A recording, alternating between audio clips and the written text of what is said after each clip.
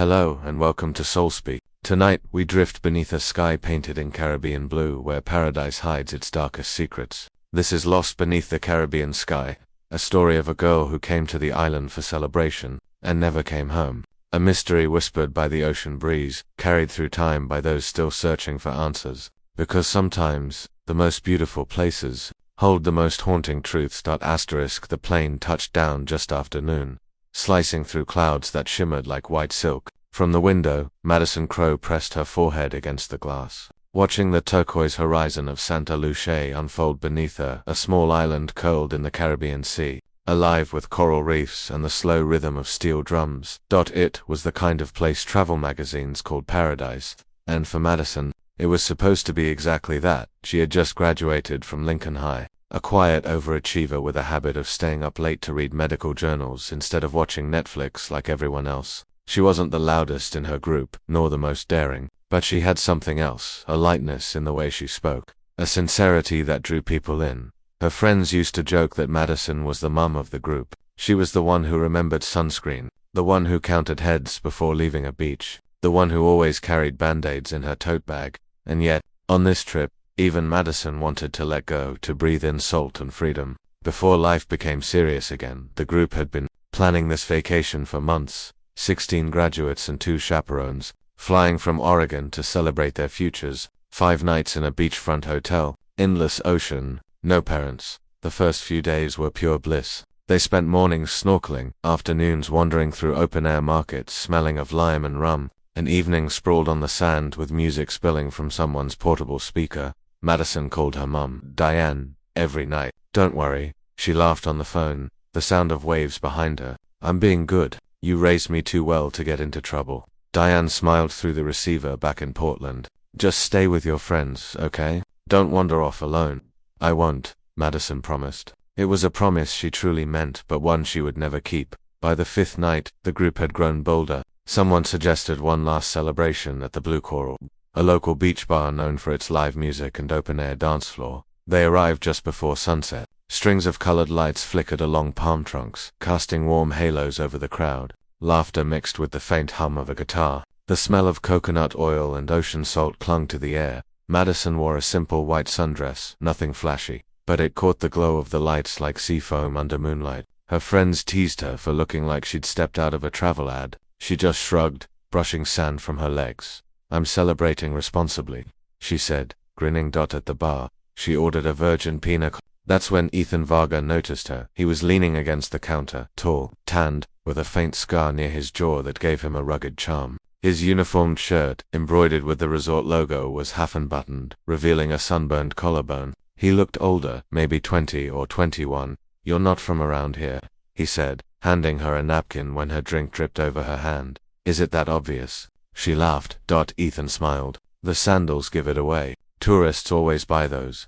They talked at first about small things, music, travel, how she'd just graduated and wanted to study medicine. Ethan said he worked at the resort nearby, managing the snorkeling tours. He had that easy island confidence, the kind that made every word sound like an invitation. Her friends watched from their table, exchanging amused looks. One of them, Sarah, leaned over and whispered, "Looks like Maddie made a local friend." Madison blushed when she heard it. She wasn't used to being the center of attention, but Ethan had a way of making her feel seen. As if the noise of the bar dimmed just for the two of them. By midnight, the celebration had thinned. Half the group had gone back to the hotel. Others were swaying lazily on the dance floor. Madison checked her watch. 11:47. "I should head back," she said, setting down her empty glass. "I'll walk you." Ethan offered, "The beach is safer if you're not alone."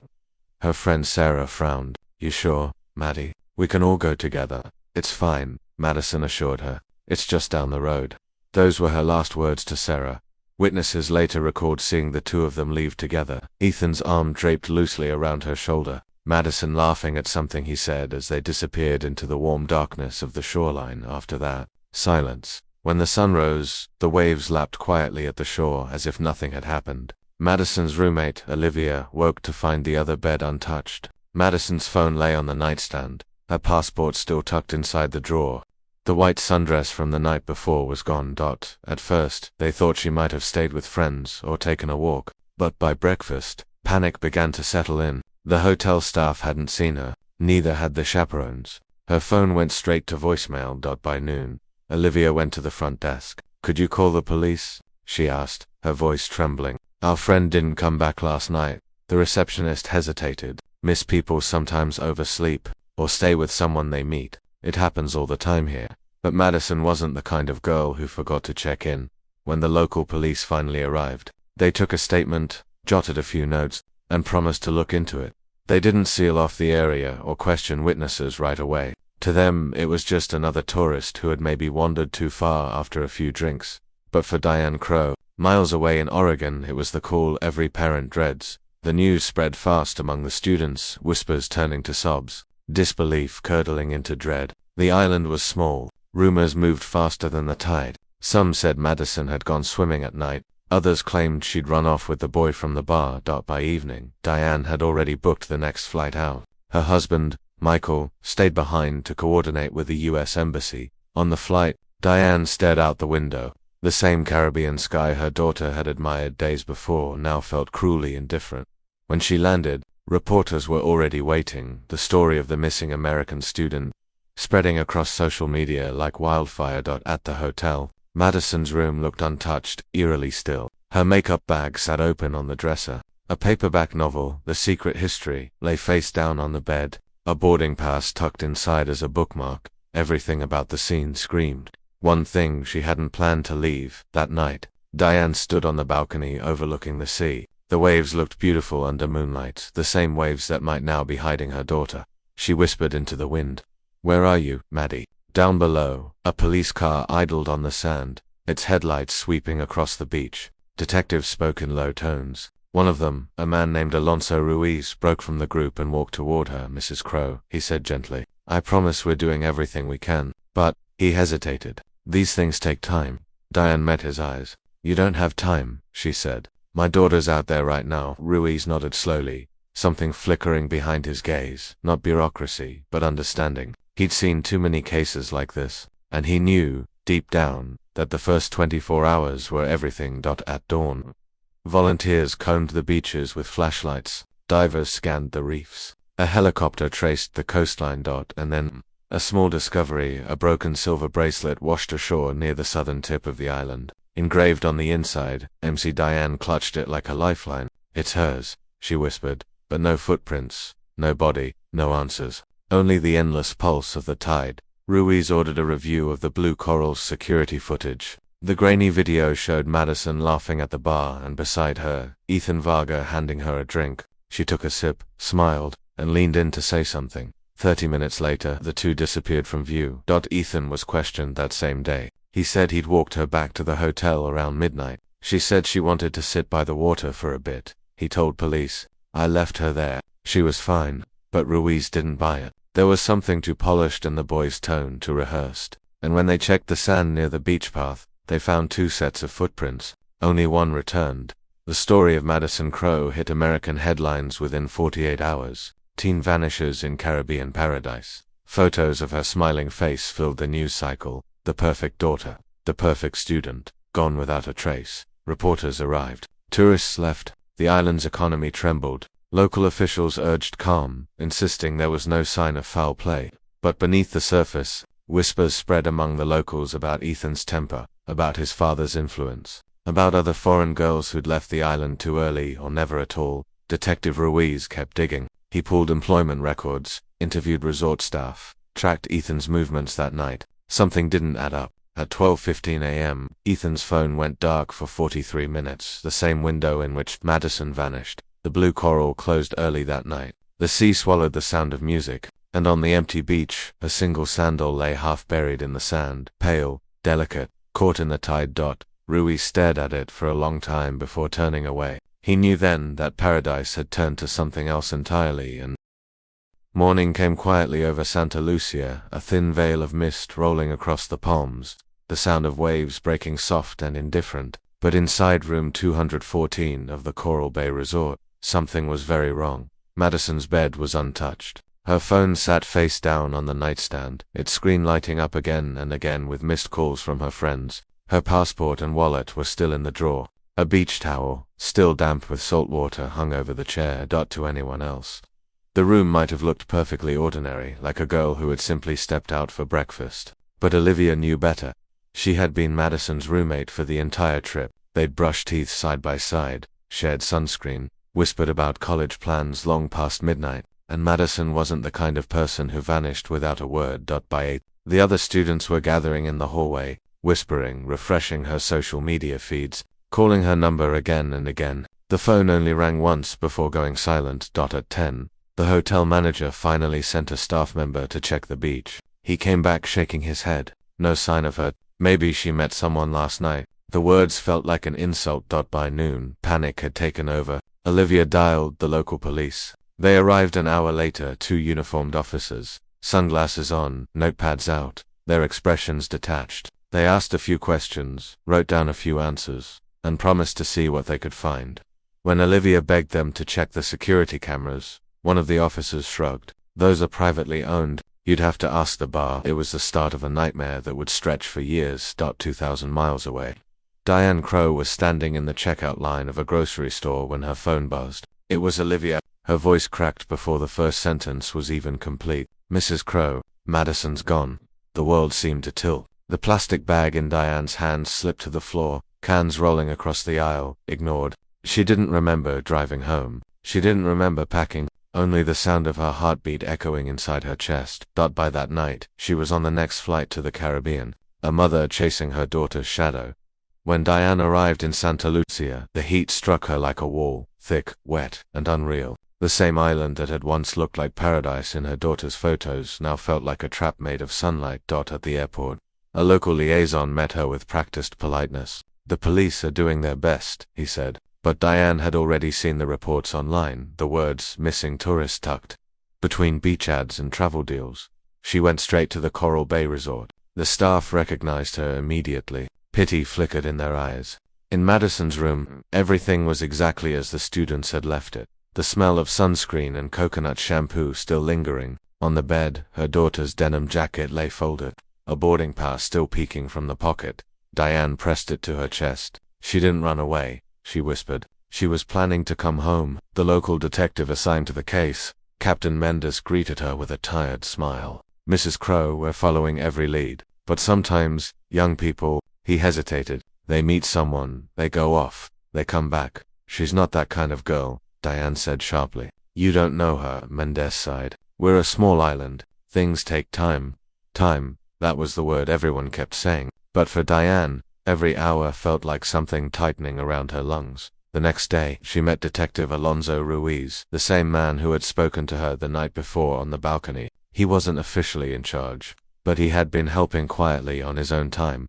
I've looked into this, Ethan Varga, he told her. He says he walked Madison back to the hotel around midnight, claims she wanted to watch the tide alone. Diane frowned. And you believe that? I believe he's lying, Ruiz said. But belief isn't proof. He showed her a single photo from the Blue Coral's camera, Madison at the bar, smiling faintly as Ethan handed her a drink. The timestamp read 11:32 p.m. That's the last image we have of her alive. Within 48 hours, the story had gone global. CNN ran the headline, American student missing in Caribbean paradise. News anchors repeated her name with solemn precision. 18-year-old Madison Crowe. By the third day, satellite trucks lined the narrow island roads. Drones hovered above the beach. Reporters swarmed the resort lobby, shouting questions at Diane every time she stepped outside.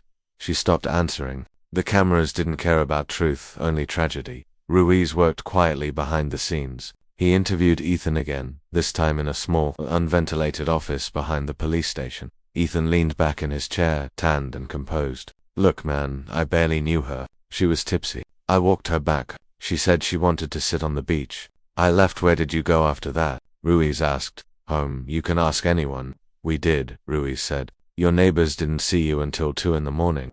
Ethan smiled thinly. Then maybe they were asleep. The detective let silence stretch between them. The ceiling fan clicked overhead, slicing the heat. Finally, Ruiz slid a photo across the table, the broken bracelet found on the shore. You know this? Ethan looked down, then away. Never seen it before. His fingers twitched, betraying the lie. But without a body, without witnesses, there was nothing Ruiz could hold him on. That evening, Ethan was released. When Diane found out, she stormed into the police station, voice trembling with fury. You let him go. He was the last person with my daughter. Captain Mendes kept his tone calm. We have no legal grounds, Mrs. Crowe. There's no evidence of a crime. No evidence, because you refused to look for it. Ruiz stood in the corner, silent. He met her eyes briefly, an unspoken apology.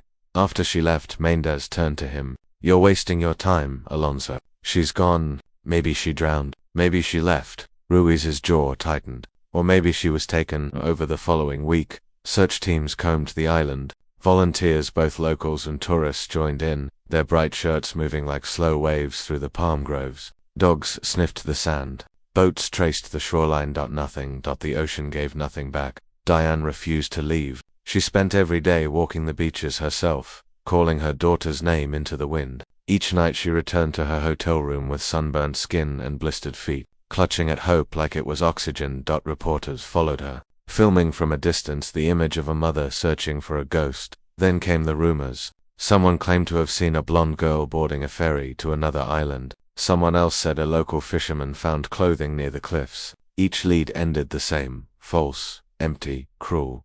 On the 7th day, Diane met with Ruiz again. He looked exhausted, his shirt unbuttoned at the collar, a cigarette burning low between his fingers. We questioned Ethan again. He said he didn't crack. What about his friends? Someone must have seen something. 2 of them were with him at the bar earlier, but they all tell the same story word for word. Too perfect. Then he rehearsed them, Diane said bitterly. Ruiz nodded. Probably. He hesitated before adding, there's something else. The drink he gave her, the one in the footage, the bartender remembers it wasn't from the usual shelf. It came from a bottle Ethan brought himself. Diane's breath caught. What was in it? We don't know. The bottle's gone. That night, she wrote an open letter to the American press. My daughter didn't vanish. She was taken. I will not leave this island until I bring her home, one way or another.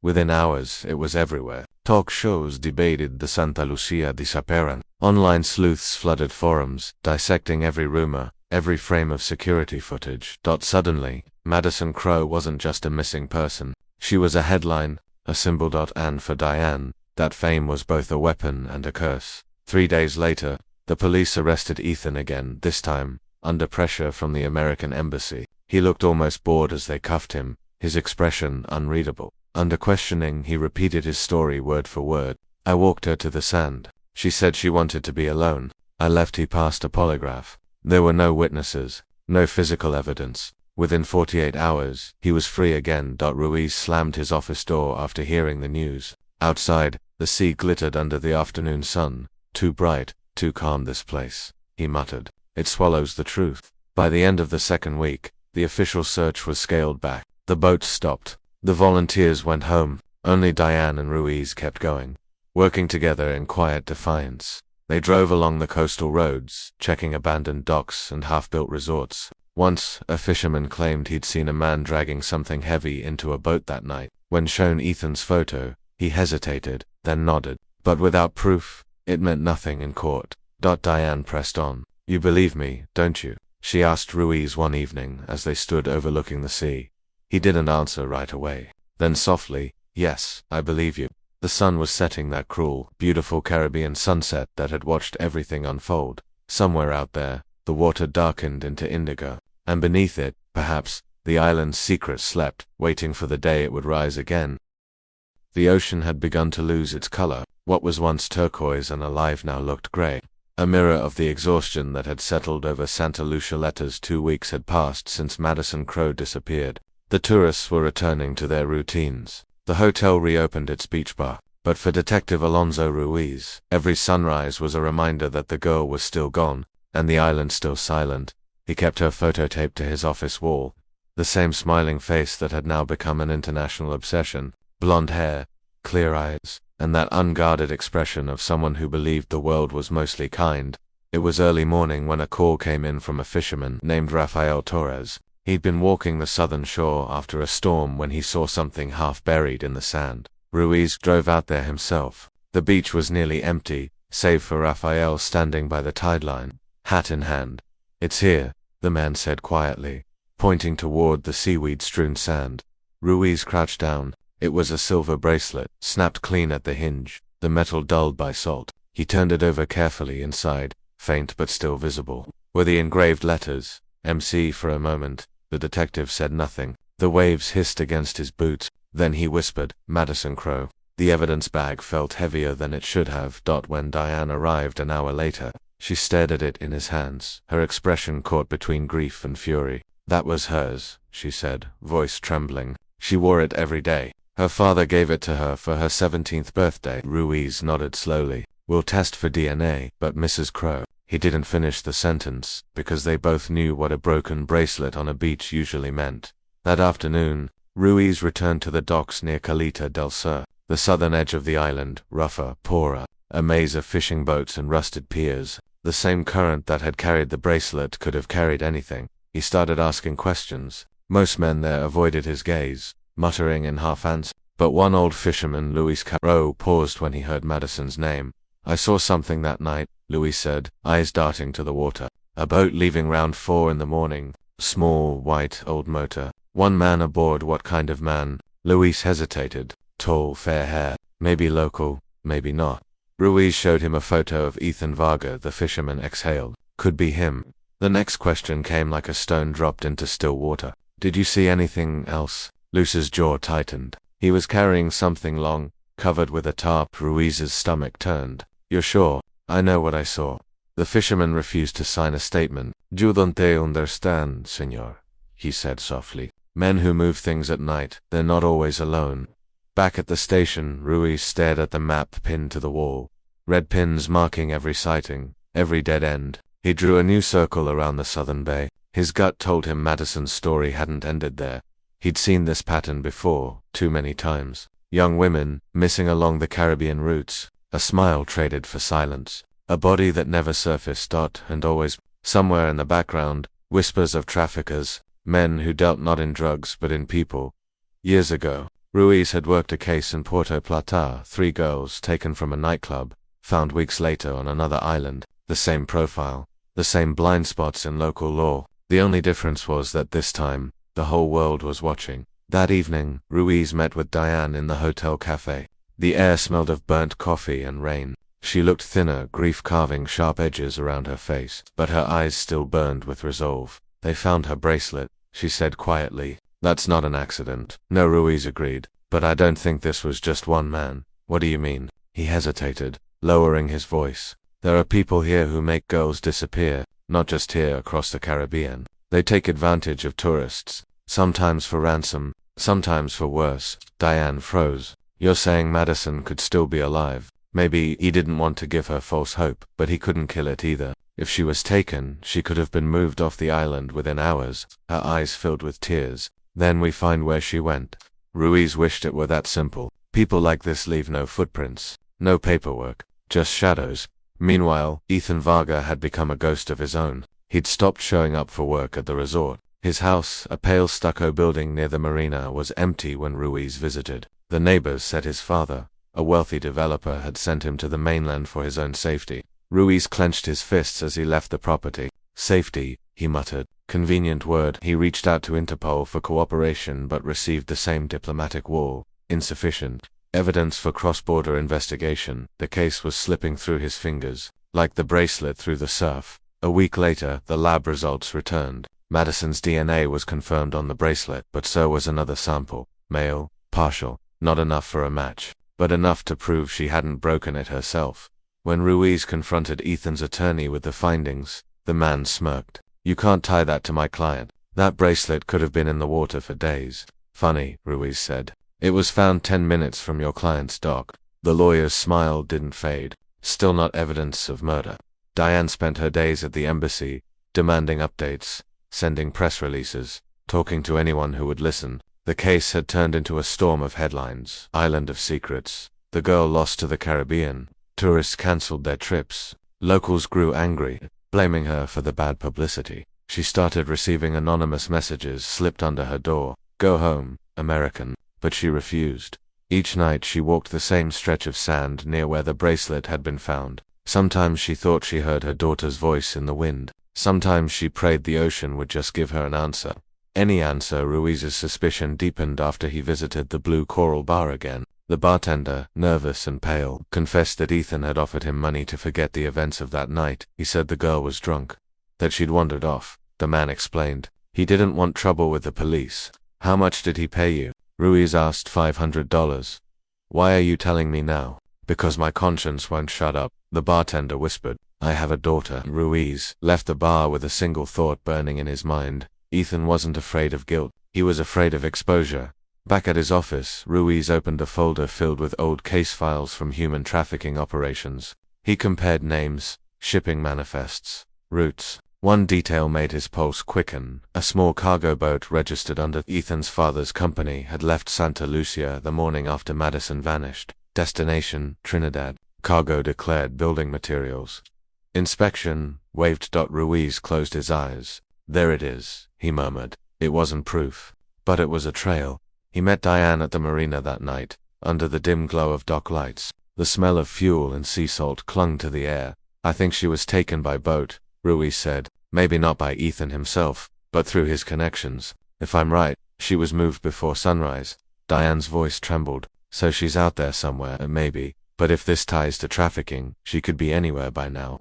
She stared into the black water, her reflection trembling with the ripples. You said something once, detective, that the sea doesn't keep secrets forever. Ruiz nodded. It doesn't, but sometimes, it waits a long time before telling the truth.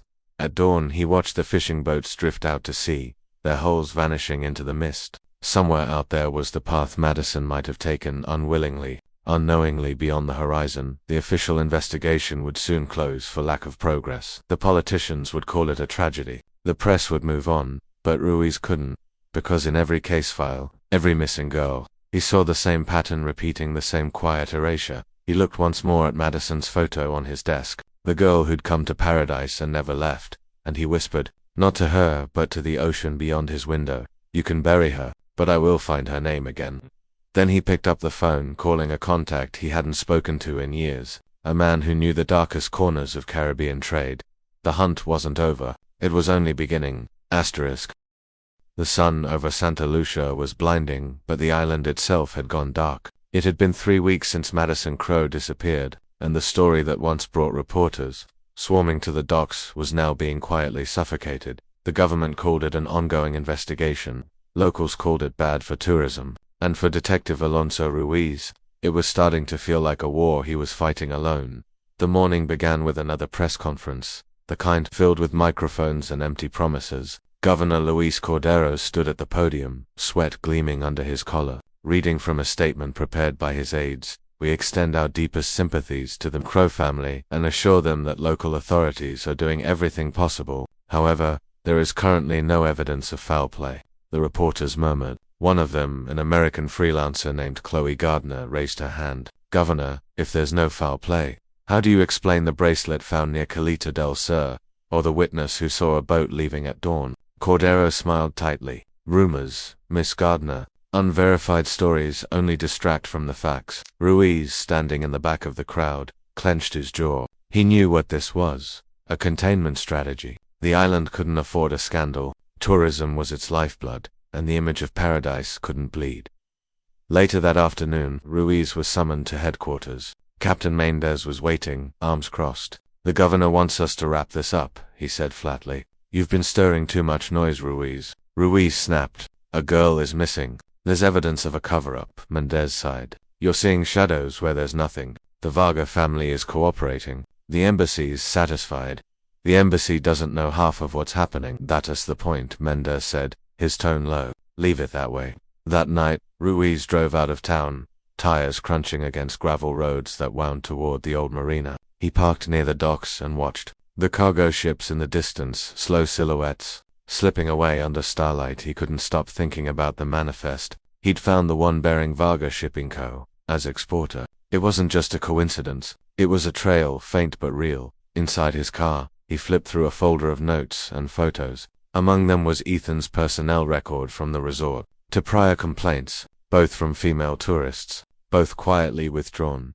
He'd seen this pattern before. Money buys silence. Power rewrites memory. At 10:42 p.m., his phone buzzed. It was a message from an unknown number. If you want the truth, come alone. Dock 7, midnight. No name, no signature. Ruiz stared at the screen for a long time, then slid his pistol into his holster and drove. The marina was nearly deserted when he arrived, the kind of silence that hums before something happens. The air smelled of fuel and decay. A figure emerged from behind a stack of crates. Luis Crowe, the fisherman who had seen the boat that night. His hands shook as he lit a cigarette. "You shouldn't be here," he whispered. "People are watching, then talk fast," Ruiz said.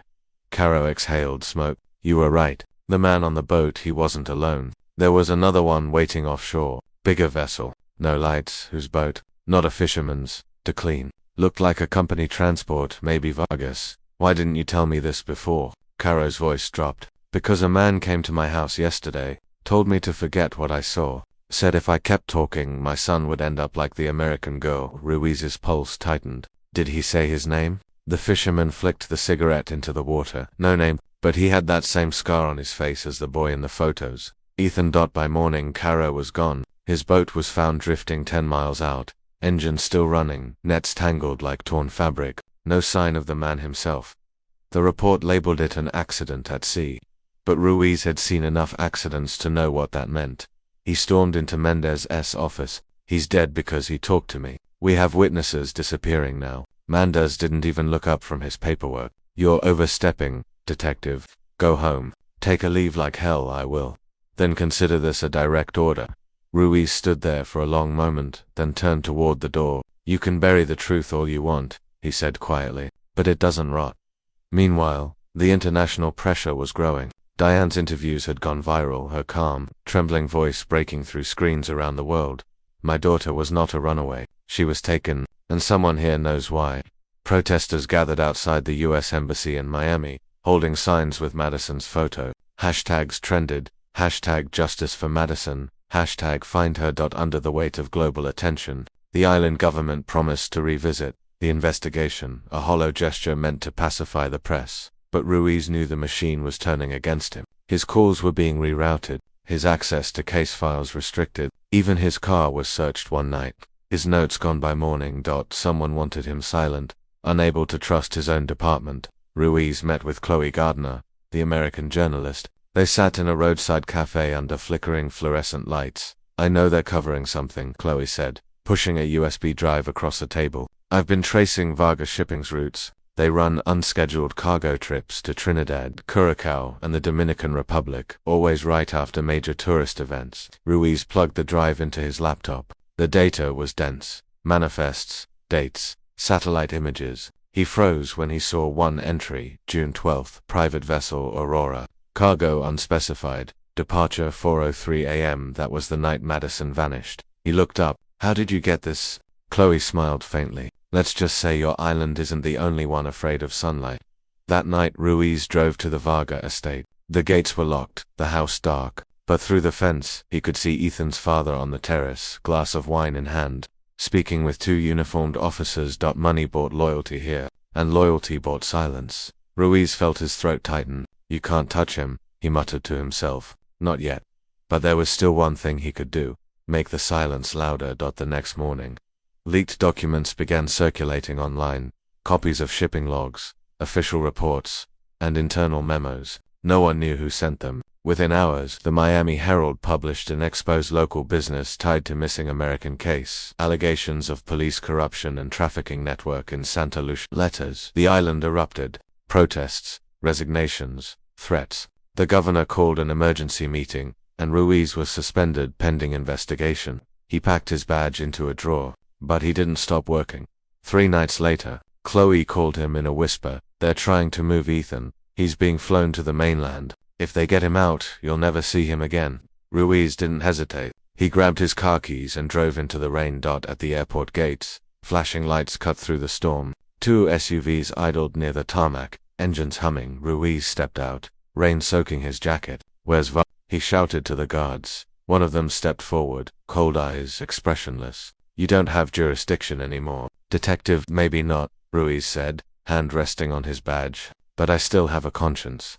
A jet roared to life behind them. He tried to push through, but 2 officers blocked his path. Through the blur of rain, Ruiz caught a glimpse of Ethan inside the car, head lowered, smirking slightly, like a man watching his own absolution. And just like that, the convoy rolled forward, disappearing into the storm. The next morning, Ruiz sat alone in his car, overlooking the ocean. The rain had stopped. The island looked calm again, deceptively so.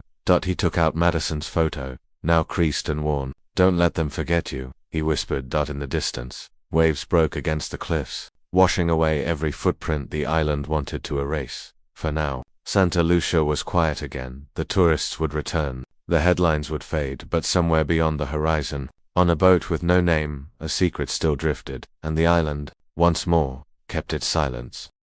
Rain was falling over Miami when they found him. 3 years had passed since Madison Crowe vanished from Santa Lucia, but for Detective Alonso Ruiz the case had never ended. It had only gone quiet, waiting for the right echo. The arrest came from nowhere, a hotel maid's scream, a broken door, a woman's body found in room 312 of the Sandoro Suites. The victim's name was Stephanie Flores, 21, a university student from Lima. The suspect was Ethan Varga. By the time the news reached Ruiz, he was back in Havana, retired from the force, half drunk on bitterness. He turned on the TV and froze. The man on the screen was older, rougher, but the eyes were the same. Cold, calculated. The Chiron read, American businessman's son arrested for murder in Peru. Ruiz felt the room tilt. His heart hammered in his chest. He did it again, he whispered, and this time, he didn't hide it.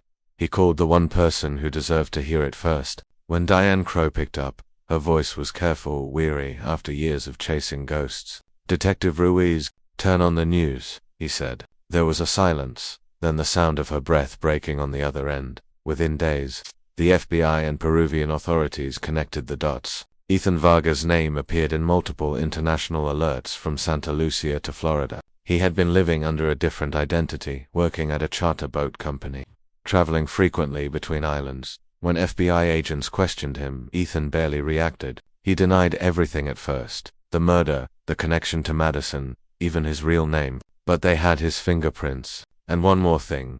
A DNA match from the bracelet Ruiz had recovered years ago.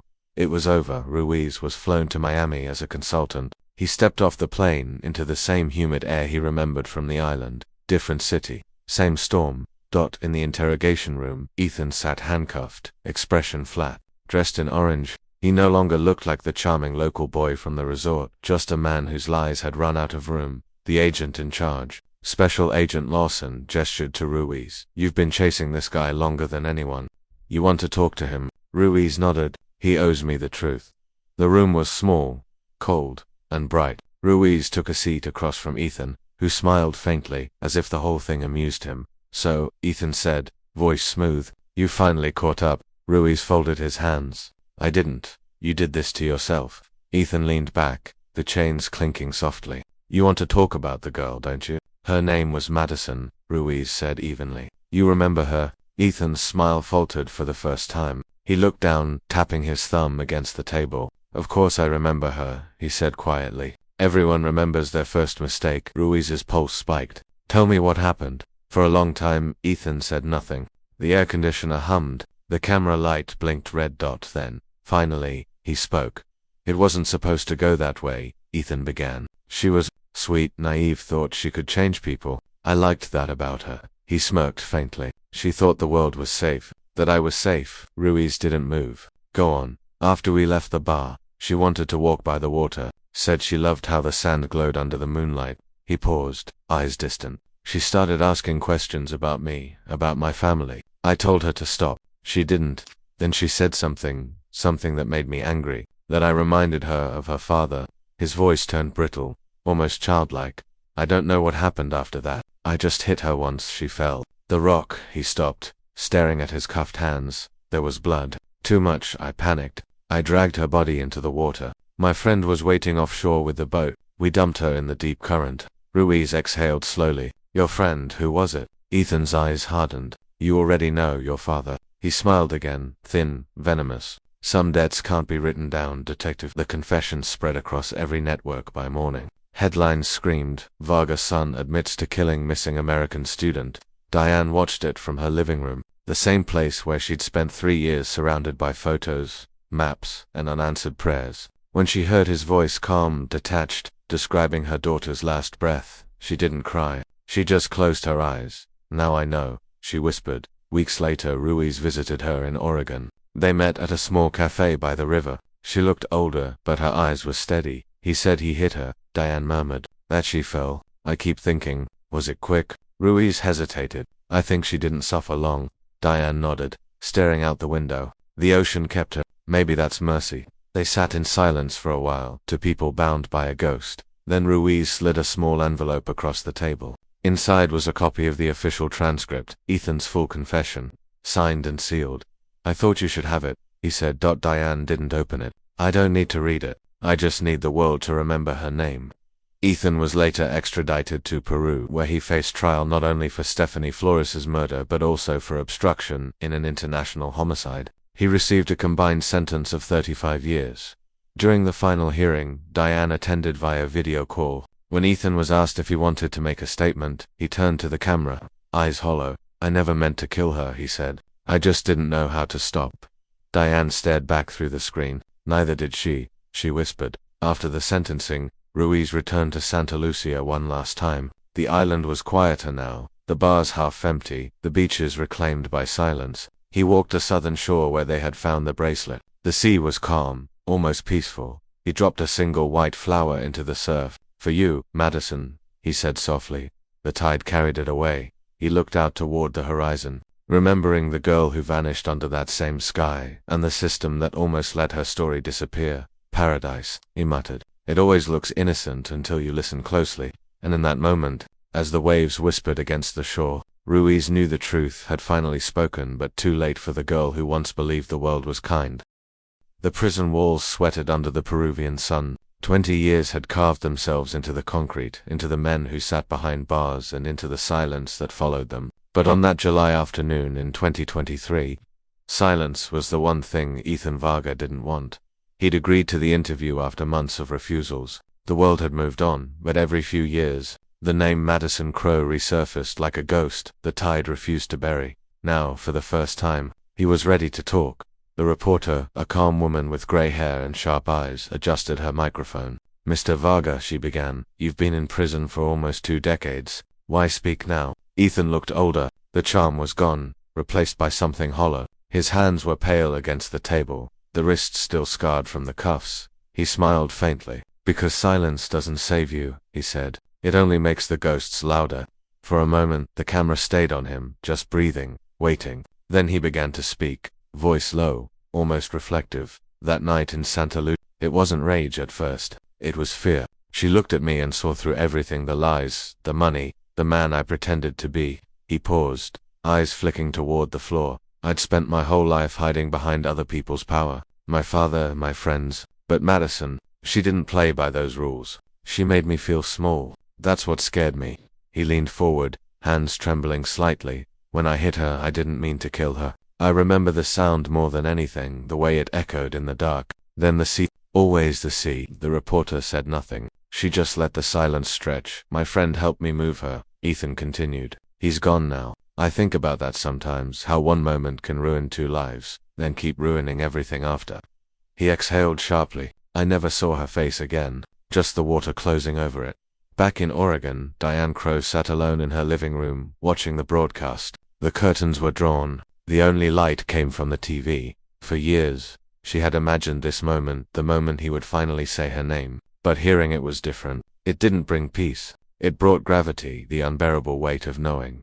The interviewer asked, softly, do you feel remorse? Ethan looked up at the camera, and for the first time, something human flickered behind his eyes. I used to think remorse was a kind of punishment, he said, but it's worse than that. It's memory. It never leaves you. He hesitated. Tell her mother, I'm sorry. Diane's breath caught. She whispered to the screen, you're not. But her voice cracked, not from anger, but from the sudden emptiness of finally hearing what she'd begged the world to give her for 18 years. The truth. The program ended with a slow pan of the island's coastline, the same bright turquoise waters that had once held her daughter. The narrator spoke softly over the footage. Some stories never close. They just fade into the places that keep them. Santa Lucia remains beautiful, untouched, but for those who remember, its waters will always whisper one name, Madison Crowe. Diane turned off the TV. The house went dark again. She sat for a long time, listening to the rain against the window. Outside, the world went on, neighbors laughing, cars passing, life continuing as if her daughter had never been there at all. But in the stillness, she whispered, you can rest now, sweetheart. I know what happened. In the following months, the broadcast reignited interest in the case. True crime podcasts revisited it. Journalists debated whether Ethan's remorse was real or performative. For Diane, none of it mattered. She traveled once more to Santa Lucia, the island she'd sworn never to return to. It had changed. New resorts had risen, old bars torn down. The blue coral was gone, replaced by a polished beachfront cafe. But the sea hadn't changed. She walked barefoot along the southern shore where they had found the bracelet. The sky was heavy with clouds, the air thick with salt. In her hand, she carried a small silver charm, a new bracelet, engraved with the same initials, MC. She placed it on a smooth rock at the water's edge. The waves came and took it gently. For a moment, Diane closed her eyes. She could almost hear her daughter's laughter again, soft, distant, mingling with the sound of the surf. And when she opened them, the horizon glowed faintly pink, dawn breaking over a sea that had seen everything and said nothing. Somewhere, in a prison cell thousands of miles away, Ethan Varga sat awake long after lights out. The camera crew had gone, the interview was over, but the sound of the ocean wouldn't leave him. He closed his eyes and saw it again, the moonlit water swallowing his sign. He whispered into the dark, "She never left me." No one answered, only the wind outside, slipping through the bars like the tide through coral, carrying her name, soft, relentless, and eternal. The sea was quiet that morning, not the kind of silence that follows storms, but the kind that belongs only to places that have seen too much. 17 years after Madison Crowe vanished beneath the Caribbean sky, the island of Santa Lucia looked reborn, the hotels brighter, the beaches cleaner, the tourists smiling again. Time, it seemed, had washed away the stains of what once happened here, but the ocean remembers everything. A group of children were playing near the southern cove, the same stretch of sand where, years ago, a detective had found a broken bracelet glinting in the tide. They chased waves, dug for shells, and laughed the way only children can, loud, unafraid, alive. Then one of them, a boy named Matteo, stopped. Something shiny caught the corner of his eye. He reached into the shallow water and pulled out a small silver shape, tangled in seaweed. It was a bracelet, worn thin by salt and time. The hinge was rusted, but the engraving was still there, faint but visible. "MC, hey," he called to his friends. "Look what I found." They crowded around, curious, unaware of what they were holding. To them, it was just a treasure from the sea, a lucky find. Another story to take home. Matteo's mother, a local woman in her 30s, smiled when he showed her. "It's beautiful," she said softly, turning it in her palm. "The sea gives back what it takes, eventually." She didn't know whose name those letters once belonged to, but the ocean did. That same morning, thousands of miles away in Oregon, Diane Crowe stood on her porch watching the sky shift from gray to gold. The years had gentled her grief, shaping it into something quieter, not absence, but presence. Some mornings, she swore she could still feel Madison in the breeze, in the hush before rain, in the way the light danced on water. She had stopped asking why. Some answers were too cruel to hold. Now, she simply whispered a small prayer to the dawn. "Wherever you are, I hope you're free." Later that week, a package arrived at her doorstep. No return address, only a note inside. "Found on Santa Lucia, washed ashore near the southern bay. Thought you might want it back." Inside was the bracelet, polished clean, the letters shining again. Diane's hands trembled as she held it. It wasn't proof, or justice, or closure. It was something simpler, a sign that the world hadn't forgotten. She placed it on the windowsill, where sunlight could touch it every morning, and for the first time in years, she allowed herself to smile. Far across the ocean, Detective Alonso Ruiz walked alone along the pier. His hair was grayer now, his badge long retired, but he still carried a single photo in his coat, Madison's senior portrait. Edges faded. He looked out at the horizon, the sea stretching endlessly before him. "Still talking, aren't you?" he murmured to the waves. "You never stop." The tide lapped at the shore, as if answering. He watched as it rose and fell, calm, steady, alive, and for a fleeting second he thought he heard her laughter again, faint but clear, drifting through the wind. The camera of memory pulls back slowly, the island, golden under sunset, the ocean, endless and forgiving, the bracelet gleaming faintly on a windowsill half a world away. A voice, Diane's, speaks softly over the sound of the sea. "I never found her body, but maybe that's the point." The ocean didn't take her away. It kept her safe somewhere beyond the light, where love doesn't end and silence can't hide the truth forever. The screen fades to black. The waves whisper one last time, lost beneath the Caribbean sky. And so, the waves still whisper the name Madison Crowe, somewhere beneath the Caribbean sky. A girl who came to celebrate, and became a story that Ocean refused to let die. But what do you think? Was Ethan Varga truly remorseful, or just another man trying to rewrite his sins? Tell us your thoughts in the comments below. If this story moved you, don't forget to like, share, and subscribe to SoulSpeak, where we uncover the hidden truths behind the world's quietest tragedies. Until next time, stay curious, stay safe, and never forget that even paradise has its shadows.